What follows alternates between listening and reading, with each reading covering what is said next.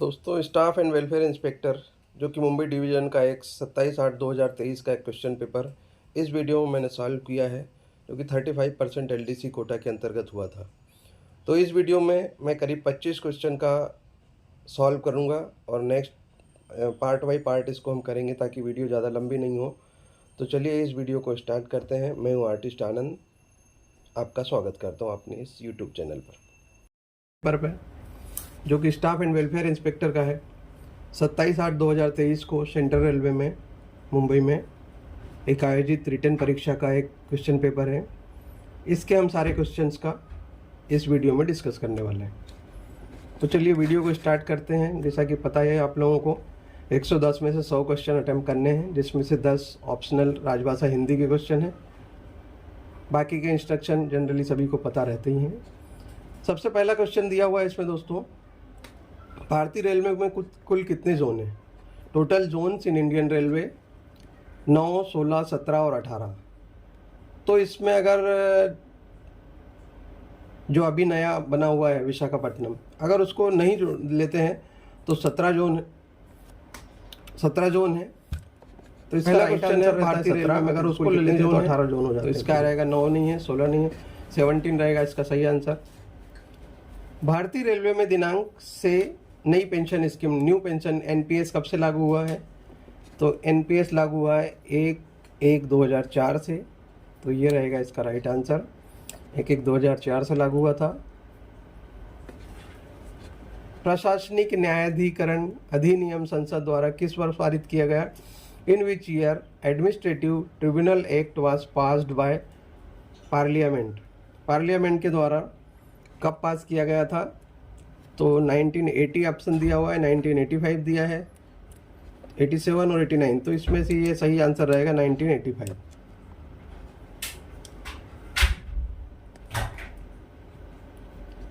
डी&आर के मानक प्रपत्र 10 का उपयोग किस लिए किया गया है? Standard form 10 in D and R is use for. तो 10 नंबर किसके लिए यूज किया जाता है दोस्तों, देख लेते हैं। Chargesheet in common proceeding, revocation of suspension, suspension और नन ऑफ दिस। तो हम इसमें देखते हैं कि रिवोकेशन के लिए तो इसे 4 दिया जाता है और सस्पेंशन के लिए इसे 1 दिया जाता है। नन ऑफ दिस इसमें रहेगा नहीं। तो इसका सही आंसर आएगा चार्जशीट इन कॉमन प्रोसीडिंग। पहला A is the right answer. Running allowance का वह हिस्सा कितना है जो रिटायर हो चुके रनिंग स्टाफ की ग्रेजुइटी की गणना के लिए लिया जाता है? तो इसमें दोस्तों 30% दिया है, 40%, 50% और 55%। तो 30% तो जो है पे एलिमेंट होता है रनिंग स्टाफ का, जो कि पे फिक्सेशन के लिए किया जाता है। 40% कुछ नहीं होता उसमें, 50 भी नहीं। उसके बाद में 55% जो है वो कैलकुलेशन किया जाता है रनिंग स्टाफ की ग्रेजुइटी के संबंध में, जब रिटायरमेंट होता है एम्प्लॉय उस समय। तो इसका सही आंसर रहेगा 55%। रेलवे दावा अधिनियम न्यायाधिकरण के कर्मचारियों या अधिकारियों का वेतन किसके द्वारा पारित किया जाता है? Salary of the staff and officers of railway claim tribunal are passed by railway board, PCPO, senior DPO office और आरसीटी। तो इसका आंसर रहेगा सीनियर डीपीओ ऑफिस के द्वारा किया जाता है।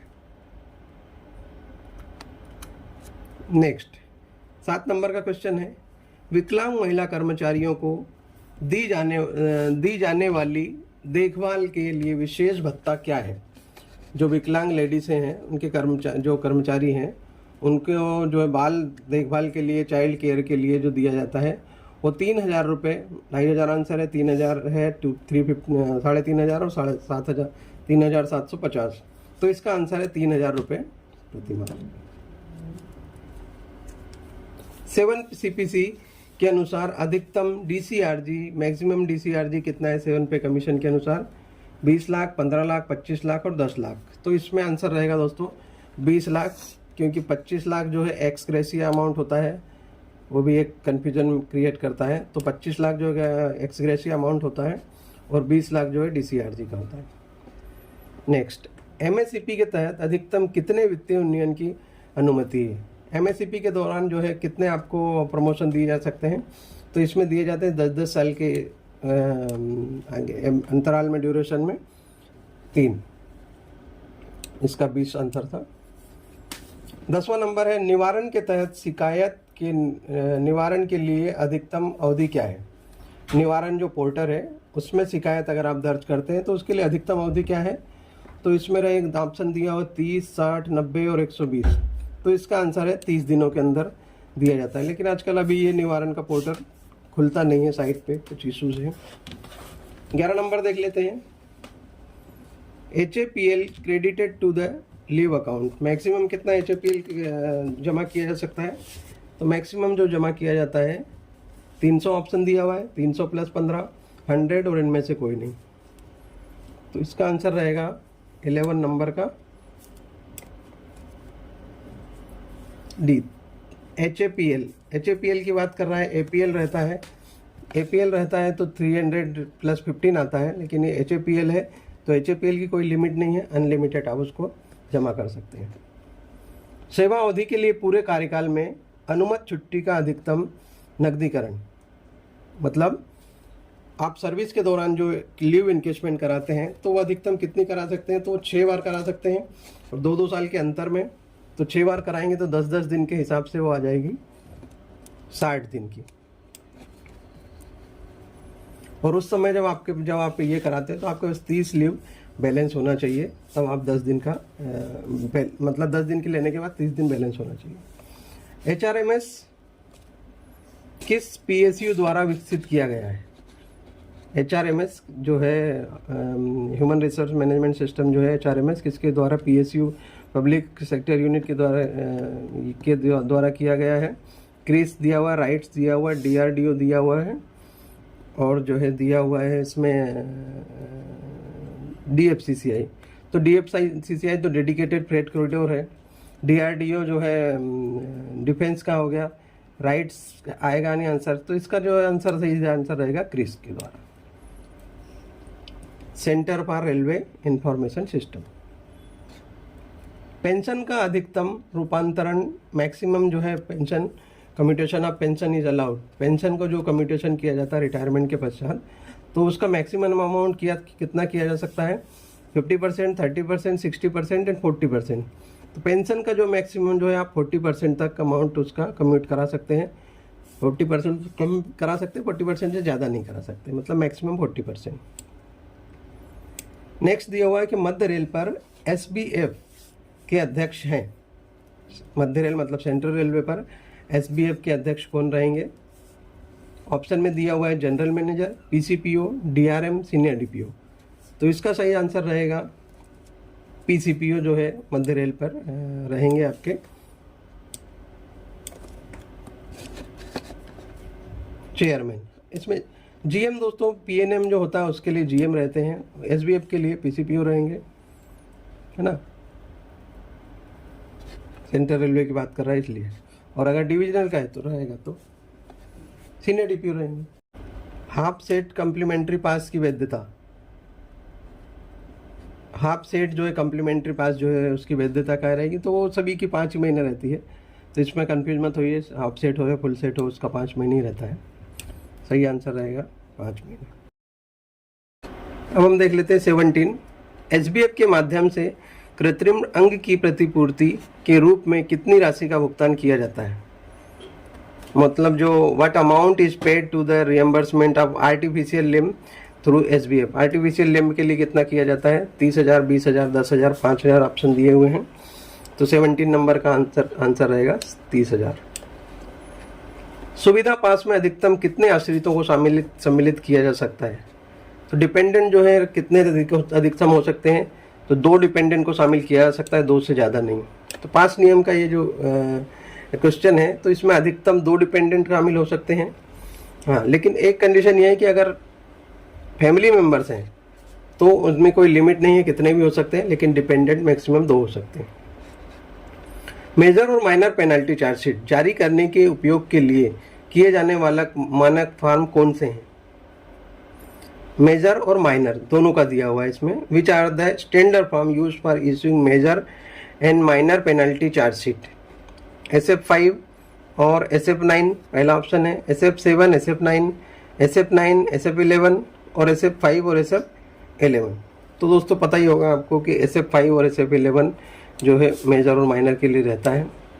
तो 19 का आ जाएगा डी नंबर का आंसर। SF5 होता है मेजर के लिए, SF11 होता है माइनर के लिए। नेक्स्ट देखते हैं 20 नंबर का क्वेश्चन। ग्रुप सी वेतन स्तर 6 में नियुक्त प्राधिकारी कौन है? ग्रुप सी में वेतन 6 में नियुक्ति प्राधिकारी कौन है, जो मतलब अथॉरिटी, अपॉइंटिंग अथॉरिटी कौन होता है लेवल 6 के लिए? तो इसमें दिया हुआ है junior scale, senior scale, JAG, SAG। तो लेवल 6 के लिए दोस्तों रहेगा JAG ऑफिसर। सेवानिवृत्ति पेंशन के लिए आवश्यक न्यूनतम अर्हक सेवा क्या है? सेवानिवृत्ति, what is the minimum qualification service required for superannuation pension? Superannuation pension अगर आपको चाहिए तो आपकी सर्विस कम से कम कितनी होना चाहिए? 5 साल दिया हुआ है, 20 साल दिया हुआ है, 10 साल और 25 साल। तो इसमें एक चीज़ याद रखिएगा कि जो 20 साल है ये वॉलंटरी रिटायरमेंट लेने के लिए है, लेकिन अगर आप सुपर एन्युएशन की पेंशन लेना चाहते हैं तो आपको सर्विस जो है 10 साल मिनिमम होना चाहिए। तो इसका सही आंसर रहेगा दोस्तों 10 साल, ये 20 साल नहीं रहेगा। 20 साल जो है वॉलंटरी रिटायरमेंट के लिए और 10 साल सुपर एन्युएशन रिटायरमेंट के लिए। किस DNR नियम के तहत राष्ट्रपति की से अपील की जा सकती है? मतलब under which DNR rule an appeal can be made to president? नियम नंबर 31, नियम नंबर 24, नियम नंबर 25 और नियम नंबर 9। तो इसका जो आंसर रहेगा नियम नंबर 31 के अधीन अंडर में आप जो है प्रेसिडेंट को अपील कर सकते हैं। और 25 नंबर है उसका रिव्यू के लिए, 25 है रिवीजन के लिए रहेगा। 25 है रिवीजन के लिए और 25 रहेगा रिव्यू के लिए। महाप्रबंधक general manager is entitle for metal token. महाप्रबंधक को कौन सा मेटल टोकन मिलेगा? तो दोस्तों इसमें रहेगा प्लेटिनम दिया हुआ है। प्लेटिनम तो कोई होता ही नहीं है, तो ये तो आंसर आएगा ही नहीं। सिल्वर, गोल्ड और ब्रॉन्ज, ये 3 ही मेटल होते हैं, मेटल कार्ड पास होते हैं, मेटल पास। तो इसमें आ जाएगा गोल्ड। GM के लेवल के अधिकारी को जो है गोल्ड दिया जाता है। आंसर रहेगा C। नेक्स्ट दिया हुआ है प्रथम श्रेणी सुविधा पास के लिए रनिंग स्टाफ के लिए कितने प्रतिशत रनिंग के भत्ते की गणना की जाती है?